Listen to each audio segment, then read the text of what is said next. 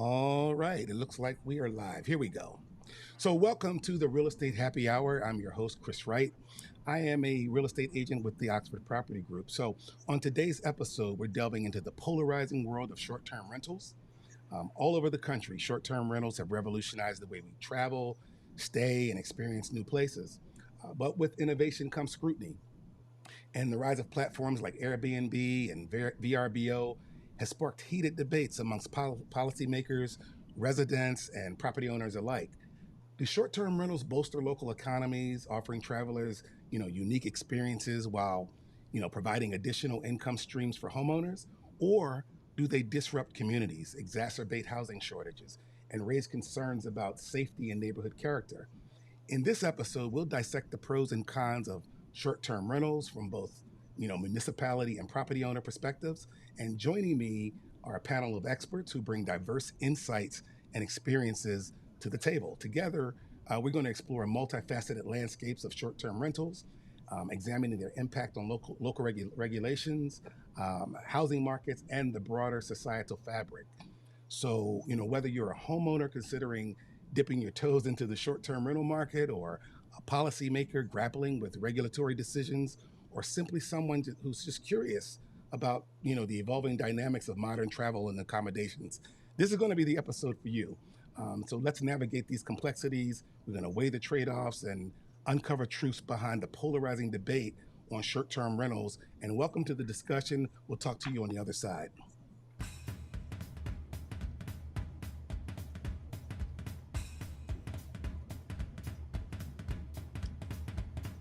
This is the Real Estate Happy Hour, and I'm your host, Chris Wright. It's a fun place where we talk real estate, pop culture, and what's trending.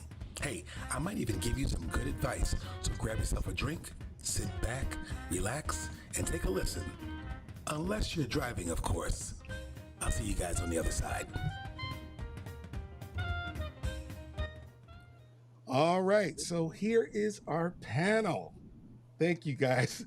And Britt's taking us on a tour. All right, so let's welcome our panel. First, we have Liz Connors. She's an advocate for short-term rental. She was born and raised in Saratoga Springs, grew up in a short-term rental, and now she and her husband own two short-term rental properties in Saratoga. And she's also a real estate agent, so congratulations to that.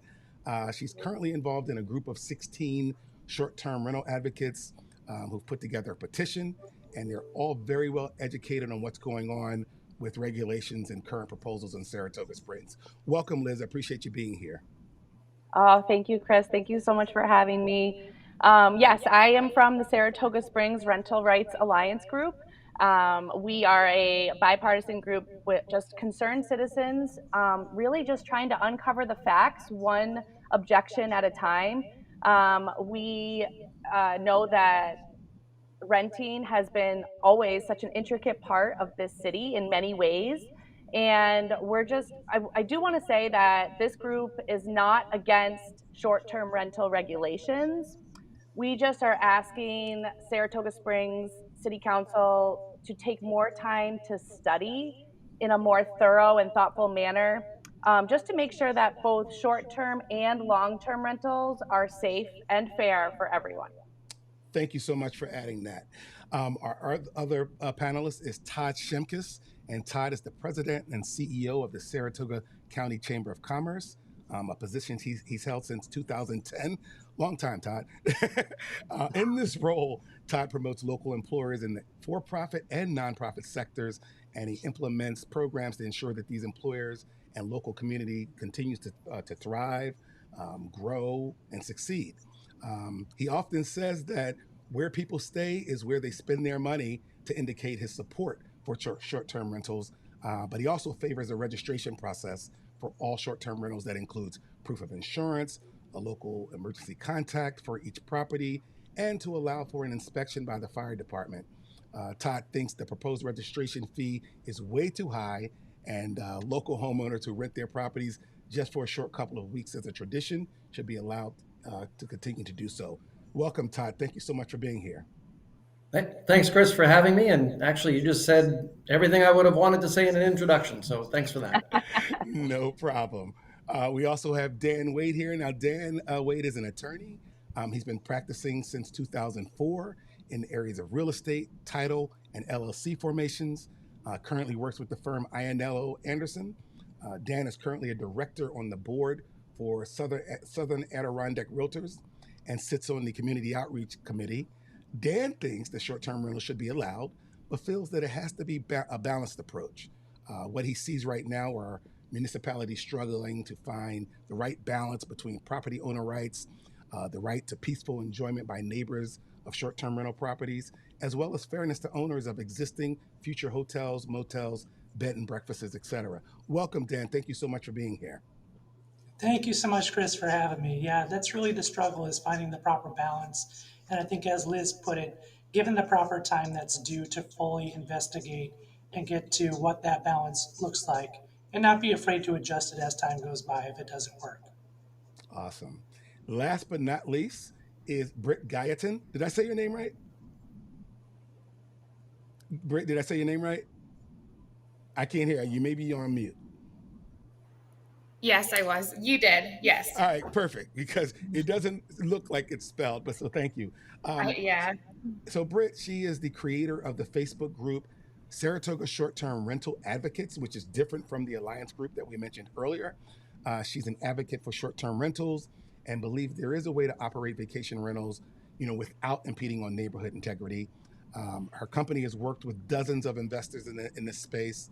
They manage the guest experience by executing the cleanings and setting up between guests, attending to guest issues. They perform pre and post guest walkthroughs. And in general, she's the boots on the ground for the out of state homeowners. She's been in business since July 2021 and currently manages 20 properties in Saratoga and neighboring towns. Welcome, Brett. Thank you for being here. Thank you. Thank you.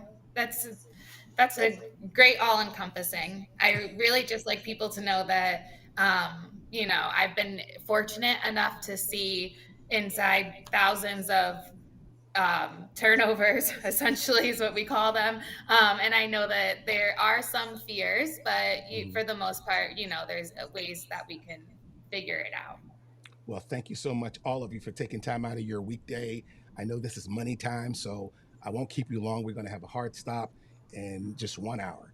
So I'm going to start with you Liz. Talk to me about the Alliance, some of your strategies, some of the initiatives that you currently have going on.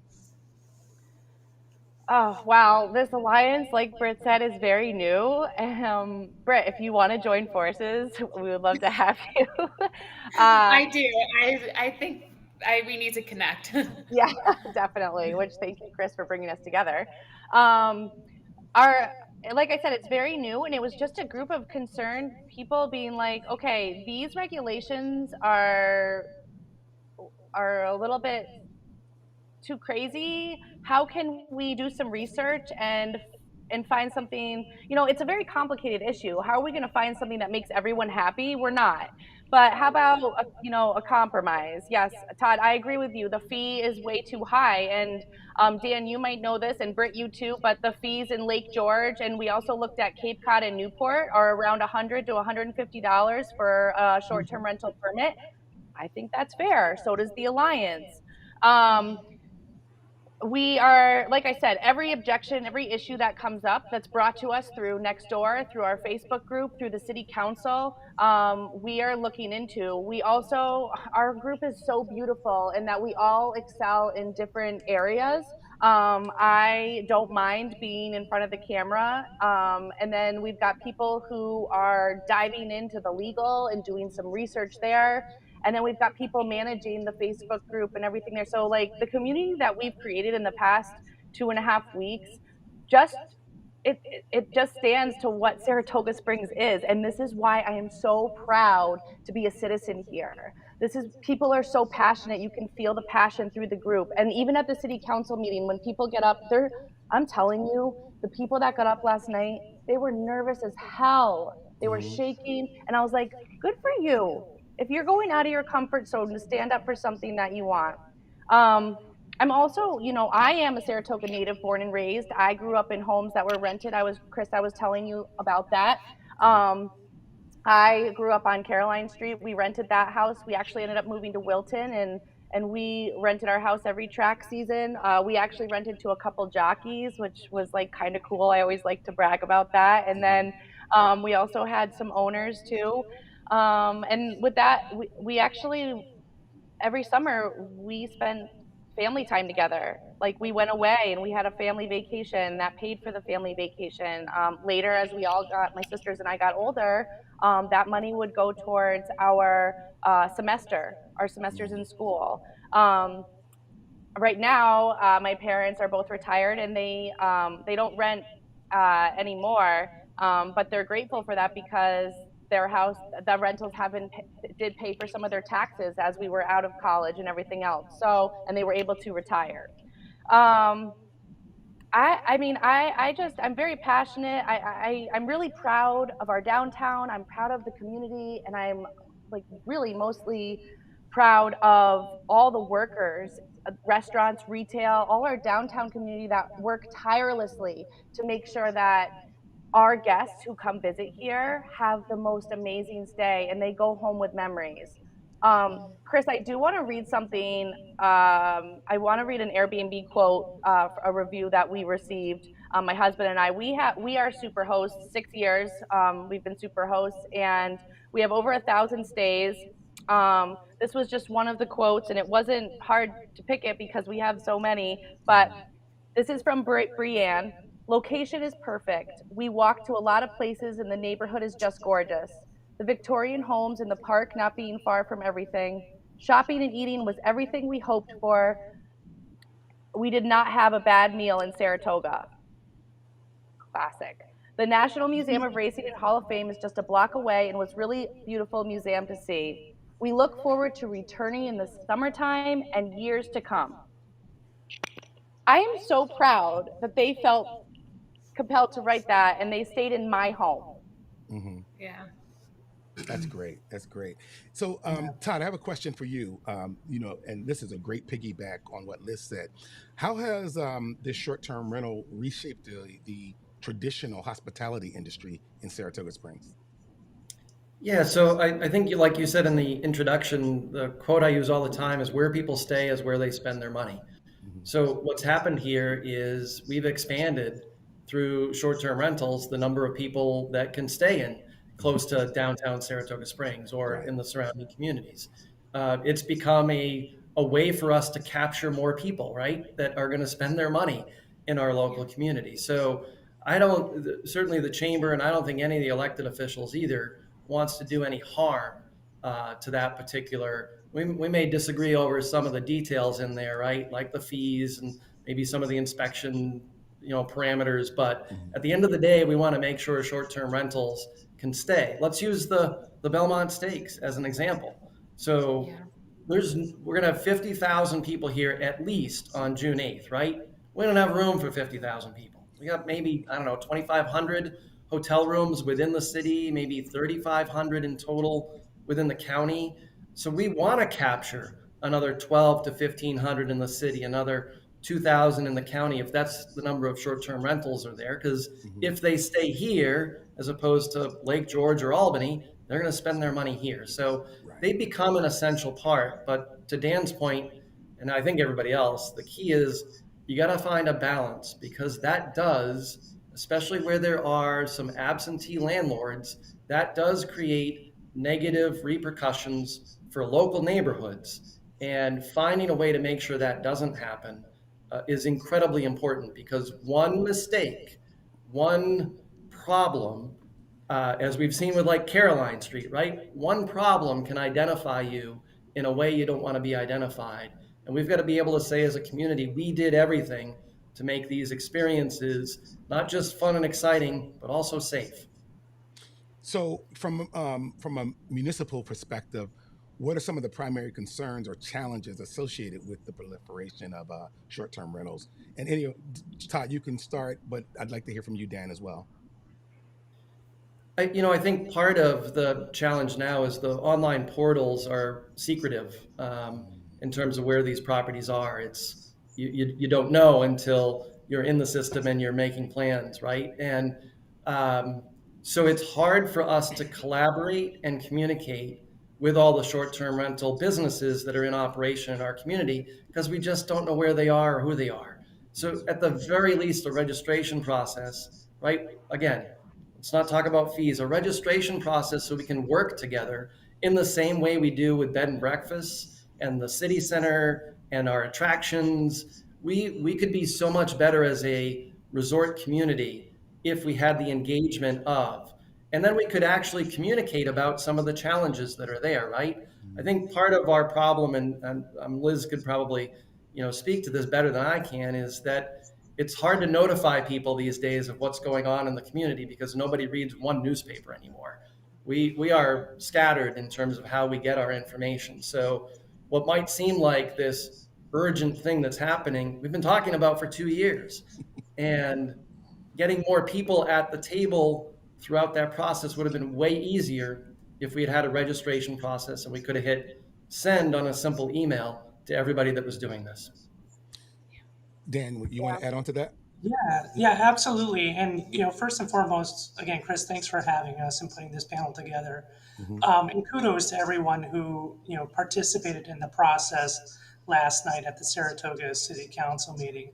I think that's vital. And I think that's important. A lot of people don't often remember that their elected officials work for them, and that it's important that they participate in the process. And for some reason that process doesn't work, or if those people are not serving the interest the way that the people think they should, then they have the ability to change that if they want to.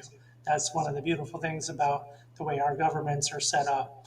And yeah, I think just to give a little bit of backdrop, on the state level, there is a bill that is pending that would put some regulation onto short-term rentals. Hmm. And so I think what we're seeing is that might be putting a little pressure on some of these local municipalities to sort of jump and spring more into action to get their own municipality STR regulations into place. Because every municipality, as we know, has its own unique challenges, its own unique makeups. So what's important is the first step is that a municipality really needs to do that study, like Liz said, and really determine what their goal is going to be. And Hmm. once they've identified and been able to sort of put down on the paper what that goal should be, then we can have the conversation on how we best, or best as best as we can, find a way to accomplish that goal. And yeah, we're not going to be able to satisfy everybody or make everybody happy, but at least everybody will understand what the goal is so that everybody can work together to try to find a way to resolve that. That's awesome. So Brett, I read yesterday, New York City has cracked down so hard on short-term rentals that some short-term rental owners have gone to the black market. They're not on Airbnb. They're not on VRBO. They've gone to Craigslist. They've gone to private Yeah. listings and things like that. Are you seeing that in your business as well? So I am as I said, I really like to do things in a compliant way, which is Hmm. why I help my homeowners go through all of these different steps. Right.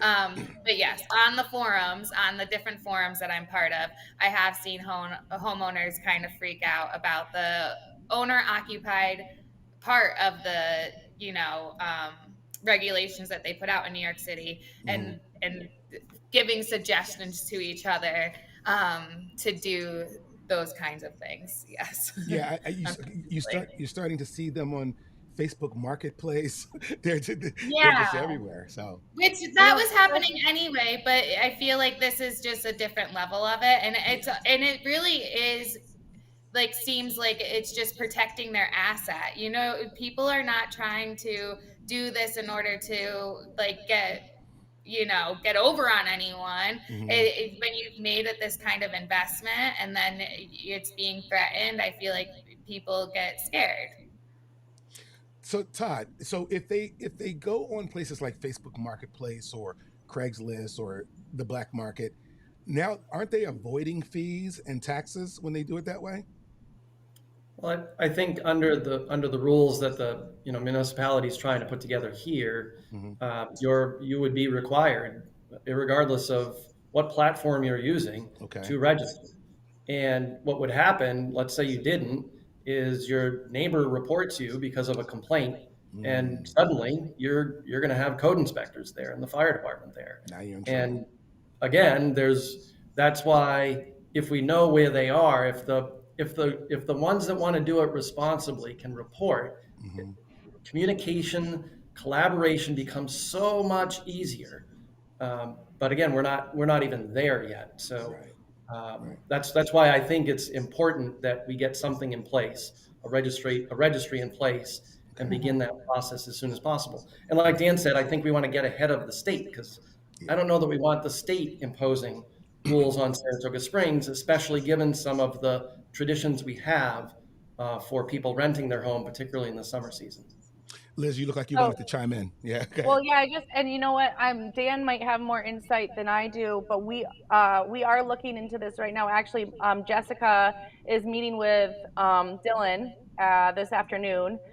We've met with almost every city council member because I think that meeting face to face is very important. We can't just be like screaming and then be like, "Oh, we don't want to meet with anybody and work this through." Hmm. We obviously want to work it through. I could not agree with Todd more about registration. We need a registry. The black market rental is that could be very dangerous, Hmm. and that could be even worse than the situation that we have now, for people who are having issues.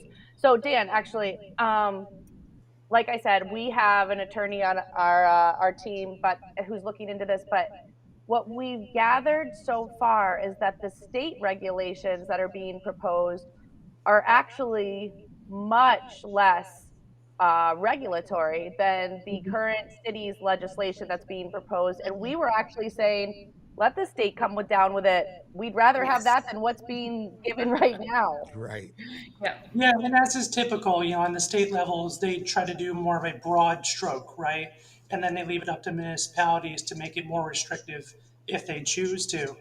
And this is where we come into trying to determine what that balance is with homeownership rights, where people on one side want to argue that people should be able to do whatever they want with their property, and also the city's interest in wanting to make sure that we have a healthy and safe place for people to stay. So the registration is probably a good idea to have that in place, so at least we can identify and communicate with the people who want to do this responsibly. And then we got to need to take a look at what point do we have laws already in place that can already be used to treat Hmm. things such as nuisances in properties. Yeah. If there's a complaint for noise or whatnot, there's already laws in place to deal with those types of things. We don't need to sort of double, or recreate the wheel on some of those types of things. But let's get down to the actual issues at hand and talk about making sure that the properties are safe, that the people have a safe place to stay, that we know where we're staying, and that everybody, pays their fair taxes as far as businesses go, because, an Yeah. STR is a business. Let's not forget that. And also just remember that it does contribute to the tourism of the area. And it's an important, just as Todd had mentioned, there's going to be a lot of people coming in during the summer track season. And the more people that Saratoga Springs can collect as a city to keep in here, the more money that's going to come locally into the area to be able to improve this area. Also keeping in mind, the effects of short-term rentals on long-term rentals and pushing those prices up, also pushing homeowner prices up for the houses in the area. But these short-term rentals are really a way to help supplement the income and make these homes affordable and keep them in the condition that they're in. Saratoga is known for its beauty, its health history and horses, but it's also a very beautiful place for people to visit, and that's why they come. Great. I will say in regards to that, Dan. Oh, sorry, Chris. Go ahead. No, go ahead and piggyback. I have Oh, a question for Britt after you say that. okay. I have a lot that I want to say, but I think that collectively here, like as I sit on this panel, we are all trying to move in the same direction together, which I love.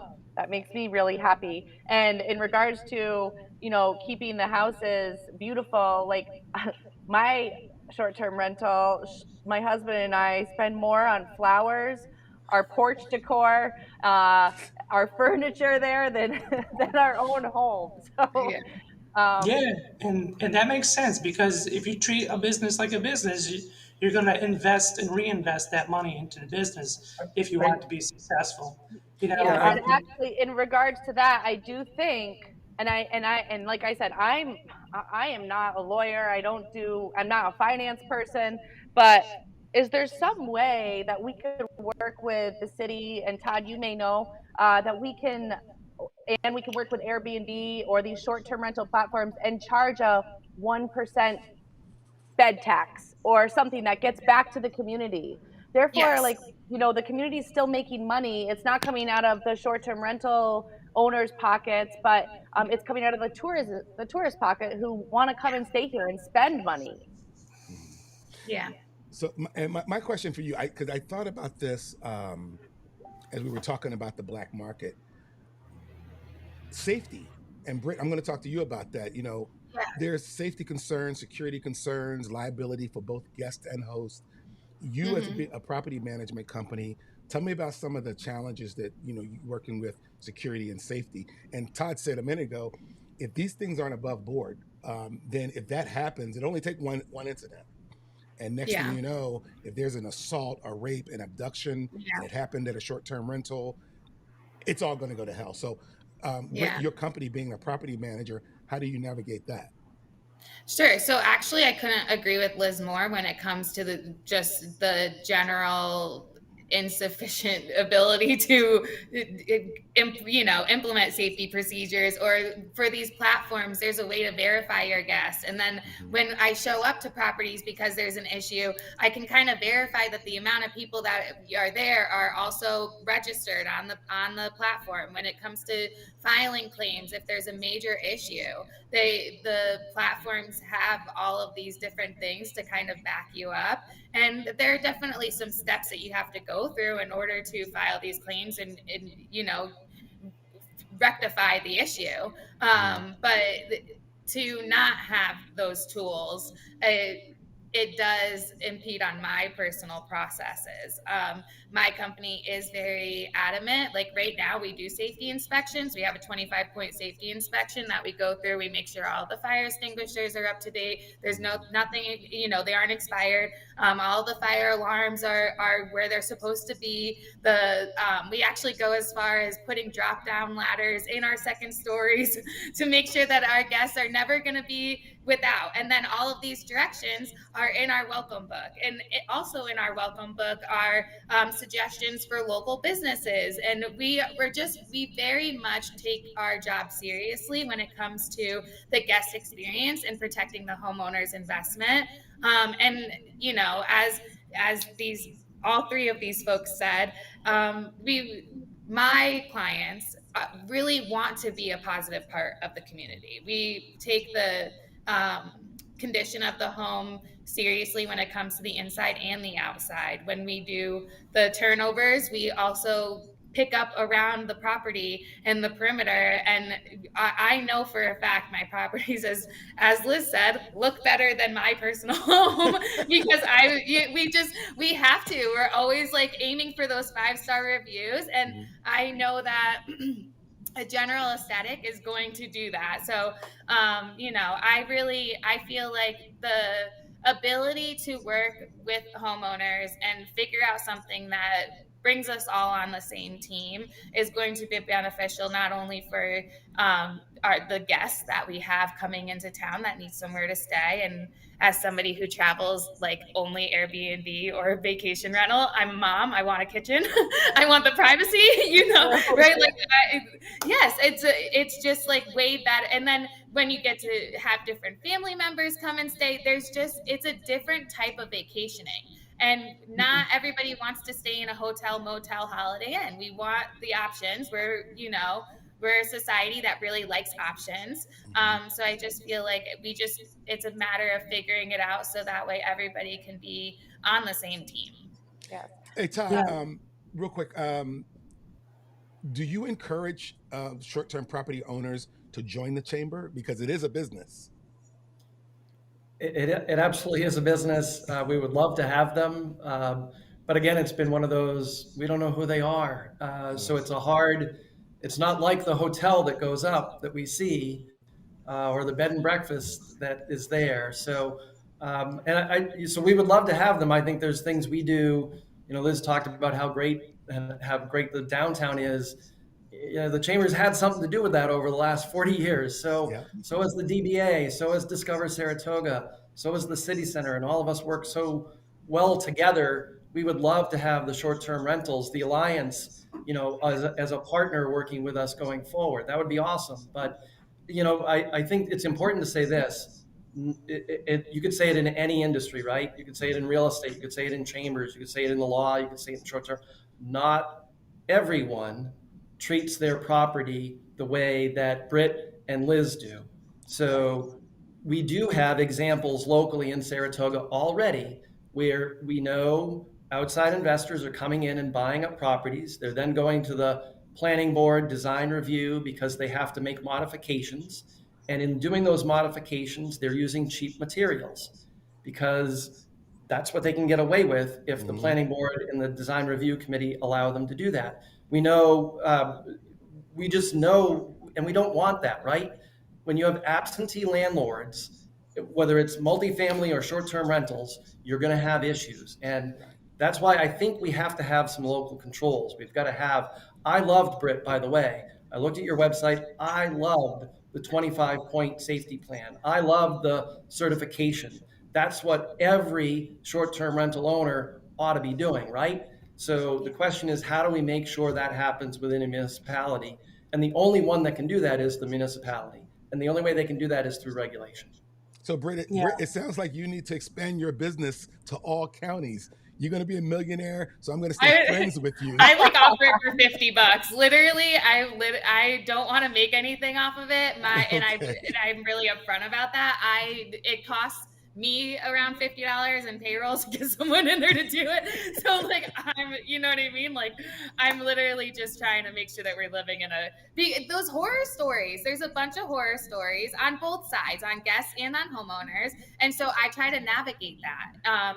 And I do want to add something, Todd, like unfortunately, it seems like the Discover Saratoga group, especially, is trying to figure out a way to work with people who have Airbnbs, but they're not sure yet. And so, actually, from my understanding, if you list your property on Airbnb, they won't list it on their accommodations part of their website. I'm not Yeah, sure you know what I mean, like the details on it. I just know that specifically because I, of course, want to always like be on every platform, right? Like it's smart for us to be on VRBO and be on Airbnb and be on Booking.com if it makes sense for the property.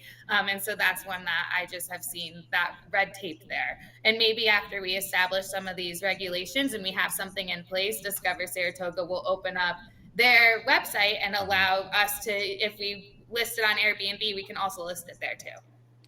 Oh, yeah. So I mean, it's minor technicality. We can have a of conversation course. offline. I will just say, Discover Saratoga, their budget, the bulk, the vast majority of their budget comes from the occupancy taxes that are collected by the hotels and lodging properties. Right. So their Okay. mission is very specific. It's about heads and beds, and that is Yeah. the more traditional way of looking at it with the hotels, who through their guests are actually paying for Discover to go out and promote and get Yeah. even more people here to benefit everyone. So, but again, we Yeah. can have that conversation offline.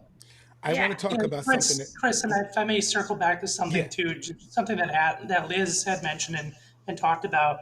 Up where I live in Warren County, they actually do collect a 4% occupancy tax from short-term rental owners, and that money does get used and is earmarked to promote tourism in the area up here. So that is certainly something that is possible. And also, let's just keep And in mind who, that sorry, who pays that? Is it the guest or is it the homeowner? it's the homeowner.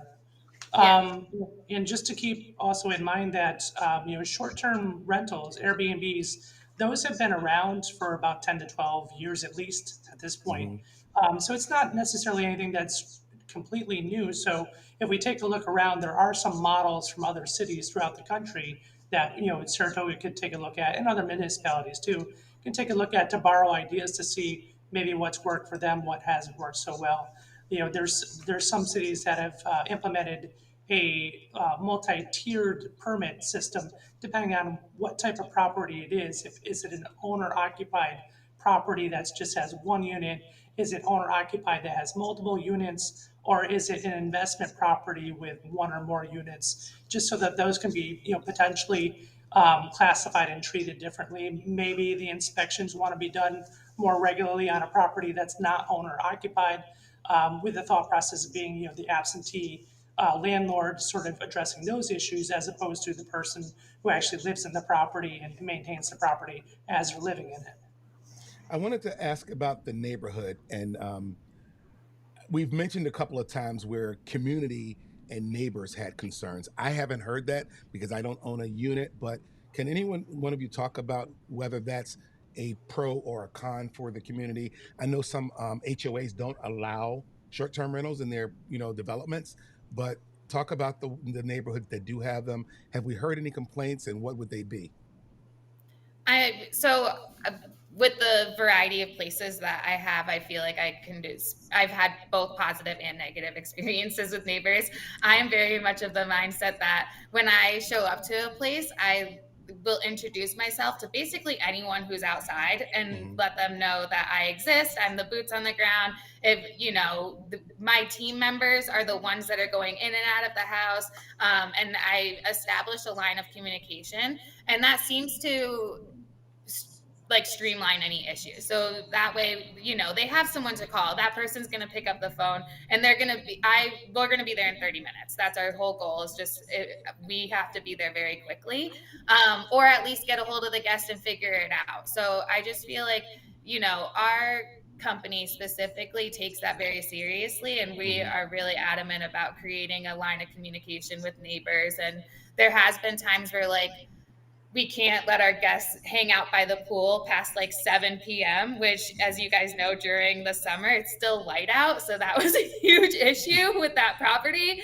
Hmm. So, there's different things that we try to overcome. And if we have to, like, have uncomfortable conversations with our guests in order to keep Right. our neighborhood integrity, then we're going to do that. It's just, we just like to make sure that we're all trying to be coexisting together. Yeah, and Britt, I think that's important, and your company does a fantastic job at doing that and maintaining that. And I think to Todd's point is that it's just important to have a maybe a floor, like a baseline, Yeah. like a minimum standards that everyone can adhere to, because unfortunately, not everybody will behave or treat the properties the way that you and Liz do. Yeah. But again, back to an earlier point that I made too, we do have existing rules in place that can address some of these things, such as the nuisance issues. And also, Todd, one thing you mentioned about the cheap materials being used, well, the planning board in town, they can not allow those things if that's something that, needs to be a little bit more stricter on those types of plans. So we have other ways of addressing some of these issues without having to, make a regulation that's overly restrictive for short-term rentals just on the council level. Liz? I agree with everybody. Just thinking about the tiered system, and we've talked about this in our alliance. But what about a violation system? So, say you get one violation. Well, this is and you need to be registered because that's I think that's how you'll be able to track everything. But you get up to three violations, and then you're just hit with fees. You're hit with tickets. And it goes further and further, and that's when you start to be like, listen, you can't have these rights if you're not going to be respectful in the community.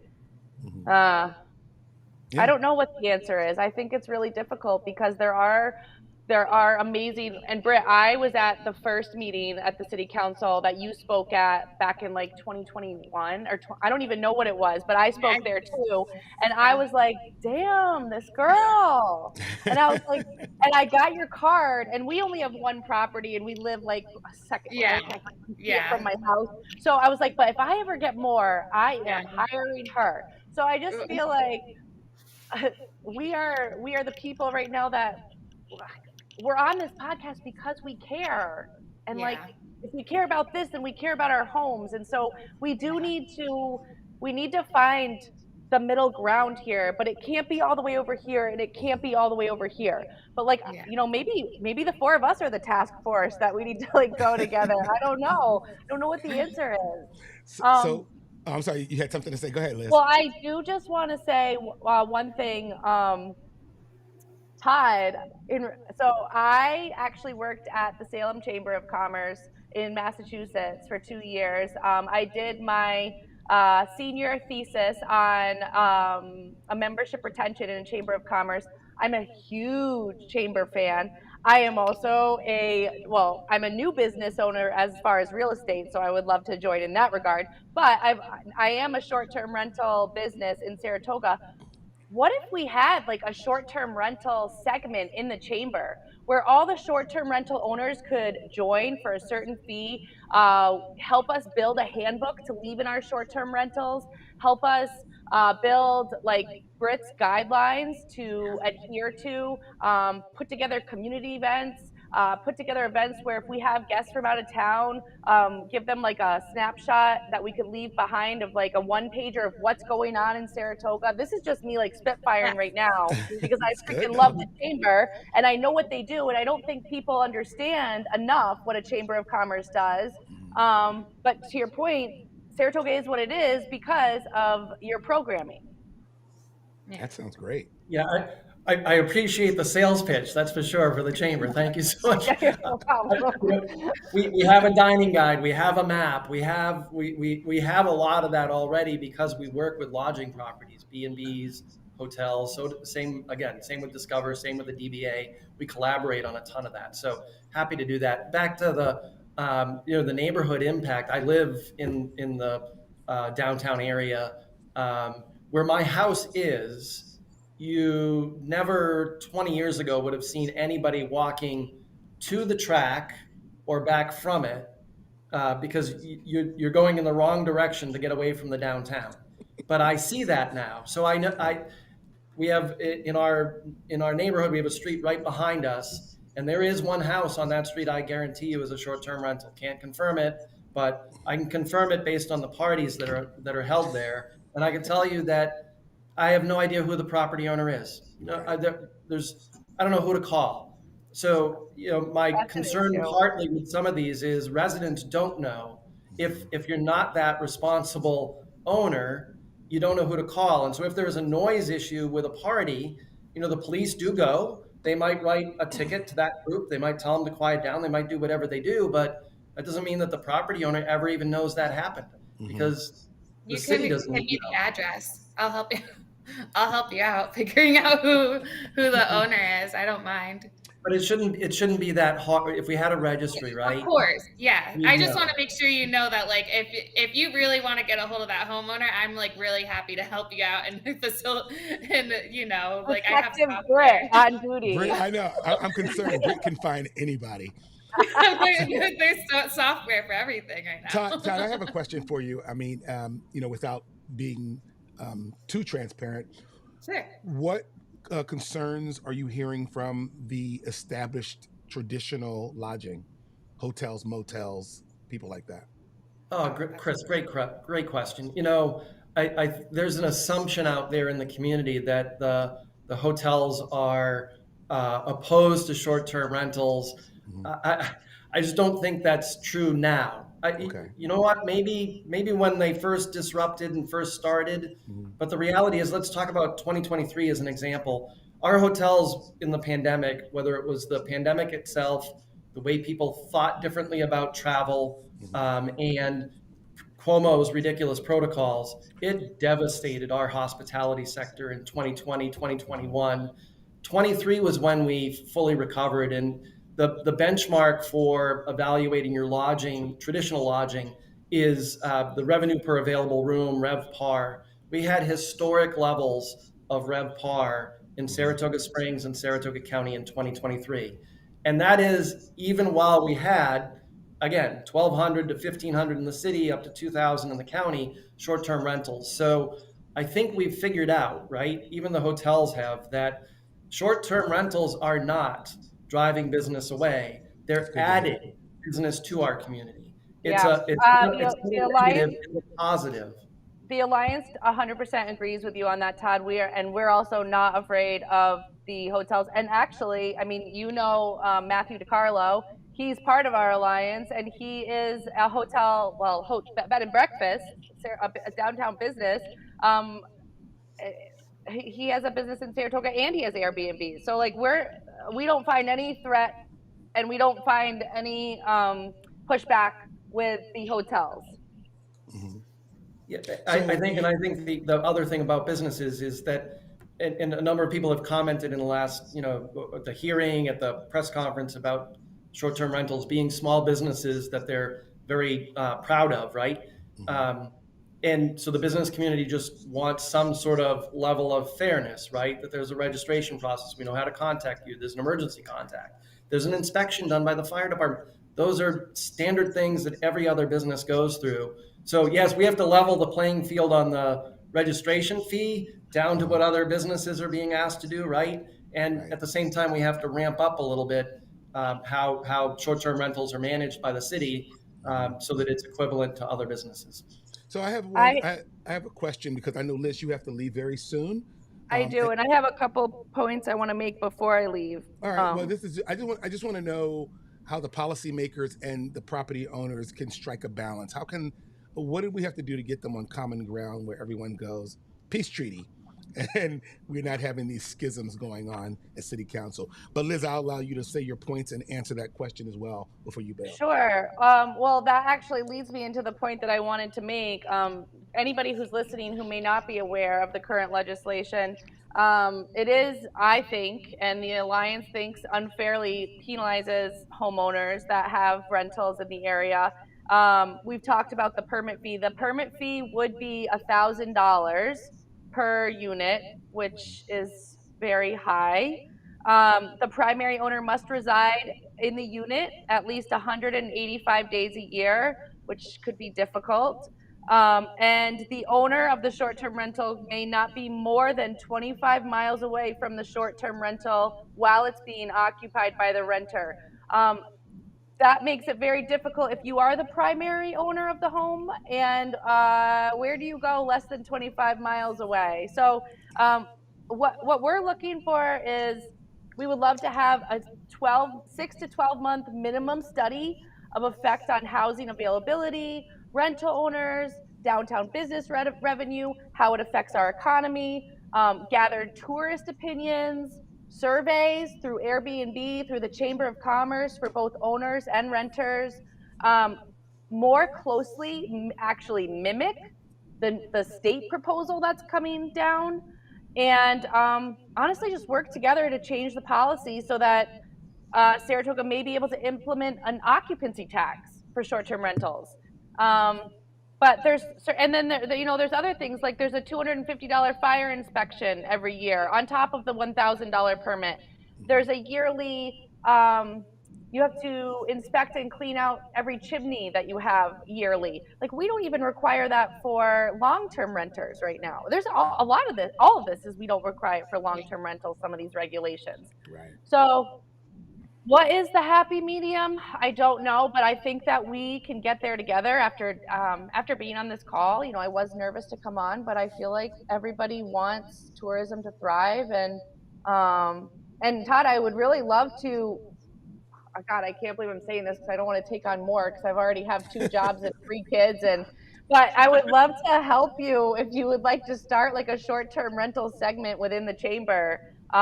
And we can put some sort of Airbnb handbook together that people can leave behind and maps and everything else because I have a notebook, but it's like piecemealed. So I don't know. I think I could even reach out to the alliance and see how they would feel, but I feel like that would be really cool. Anyways, Anyways, so listen, Liz, I know you got to go. Thank you so much for coming on. I'm going to have that same question for the other three. So when you watch the video later, please share this in your group I as will well as you. definitely. But Guys, whatever appointment you it got, was go to it. so nice to spend so much time with you. It was so nice to meet you. When I as I purchase more properties, or now that I'm an agent, if I have people purchasing and they need somebody, a property manager, you're my girl. Thank you. I Thank you, Liz. You have a appreciate good day, you. okay? Okay, thank Bye you. bye. Bye. All right, guys. So, same question to you before we head out. Let's talk about that a little bit. How can we come to common ground between the policymakers and the homeowners? And I'll start with you, Dan, actually, if you want to go. Yeah, sure. I think the most important thing is just to continue having the conversations and gathering as much information and having the policy decision makers listen to, the people who live in the area that they're serving. I think this is a good start. I think having discussions like this, and that's on this podcast, I Hmm. think is another good way of just getting that discussion out there, so that people can talk about it on an intelligent level, and sort of remove the emotion as much as possible, so Hmm. that we can just come to a fair agreement. Yeah, I mean, there does have to be some basic registration requirements. There's probably going to have to be some sort of baseline for safety of the homes. What that looks like, we don't know. Right. Do we want to keep it in line with fairness with other hotels, motels, B&Bs, things of nature? Like basically like businesses with like businesses. Hmm. That seems somewhat fair. Whether we enter into a permit system that's a tiered system or some other type of system, whatever works best for Saratoga. The constituents there and the leaders there will have to continue to just have their conversations. But I think that's going to take time. I don't, at some point though, that trigger is going to have to be pulled. It may not be perfect, but Hmm. something might have to be put into place, and then just allow it to be revisited and tweaked to continue to study it to see what works and what doesn't work, and try to make adjustments as they go from there. I think really that's the best way to move forward. Thank you, Britt.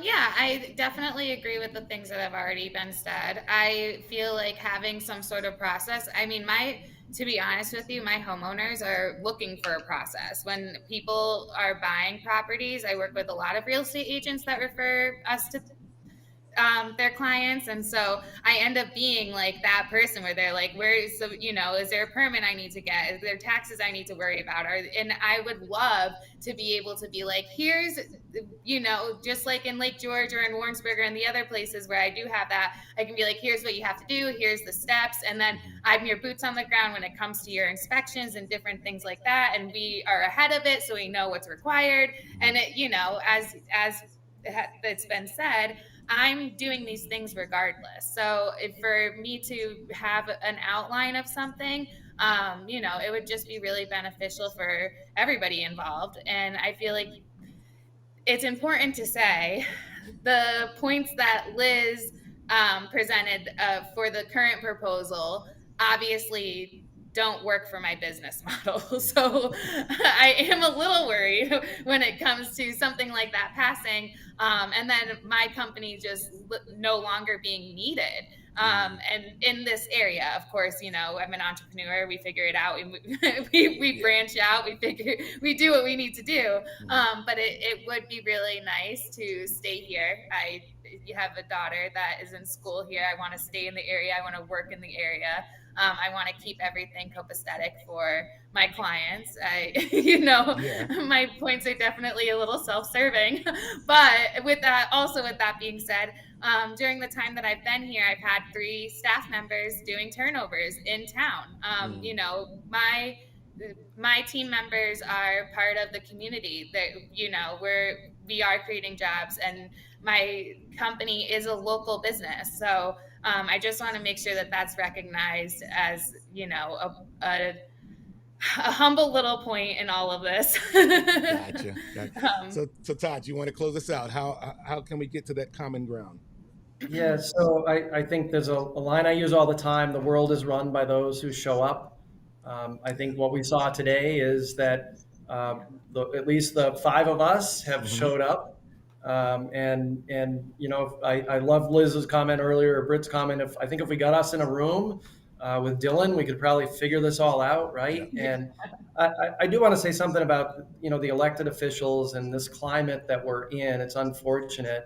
You know, Commissioner Moran and his staff have spent 18 months. They have talked to other communities. They have done at least 4 public workshops. So they have tried to give people an opportunity to show up and help.